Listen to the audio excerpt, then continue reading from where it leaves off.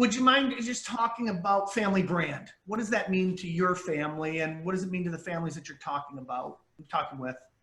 Yeah, it can be a dirty word.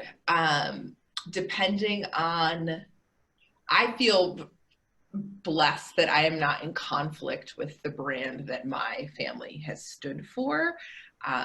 We might have written the history book, so it probably bends in our favor, but the way that it bends, it seems as though, we weren't all rapists and murderers, so that's a great start. But when I think about brand for even a bunch of Rochester families, it's because the community is so small, there is a lot of pressure between people who created the business and how they might have run their business, and then the succession about the rising generation. And just because you might have a billion-dollar marquee family that everyone knows doesn't mean that you, 2 generations down, won't have access to any of that liquidity, decision-making power, or want to do anything with it. And so from a brand, we spend about 50% of our time in Denver. And what I find really interesting about Denver is families flock there that are like older money, east of the Mississippi families, because they can escape the pressure of the family brand, where you're not going to marry me because of my last name. Your parents aren't employed by my parents. Like all of those things where brand can really have impact around, oh, there's a dirty politician, or maybe it's a dirty industry, it's a tobacco, oil, those things that people on a brand perspective are grappling with. And even if the brand is ubiquitously strong, it doesn't mean that you personally relate to it, even though it's part of your family. And so from a, tell me if I'm answering your question, but it's the clarity that's needed around how do I want to associate with the story of what the brand is, and how can I bring through what's meaningful for me, is where a lot of people struggle that we see around, like, I don't align with either the business, the brand, the way my parents ran it. I'm terrified to be as successful as they were. Maybe concrete or plastics don't feel sexy to me. So like, what am I going to do? Instead, there's no place for me here.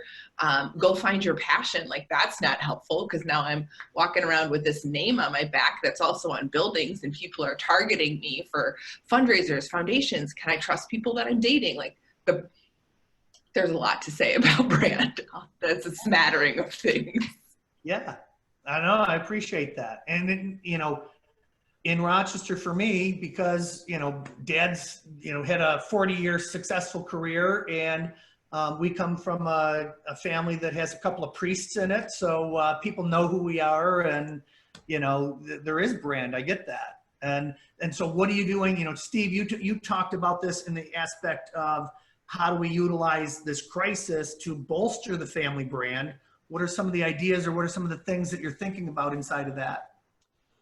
Well, actually, the clarity that's coming to me now of the importance of having the discussions with all the family members to actually let them voice those things. Because often there are younger generation members who, either because they don't necessarily, their values don't align with how the family became wealthy, or they have fears of being taken advantage of because they are known as, have those conversations and leave the space for them, for people to be open and authentic about what they're feeling.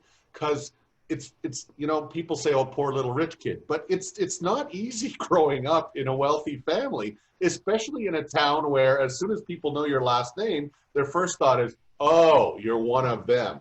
And that's not something that's easy, and that's for anyone to go through. And that's why they might want to go to school in Denver or somewhere far away where their name is not that recognized. And it's really important for families to be able to talk about that, even if it's just for a sibling group. Sometimes I've worked with a family where essentially I was the coach for the sibling group. And I got to work with them and said, you know what, it's great that you're working with me one-on-one, but work with each other and help each other, because you're all going through the same thing. So anything you can do to encourage the siblings to help be a resource for each other and a support group for each other is also something that is worth doing.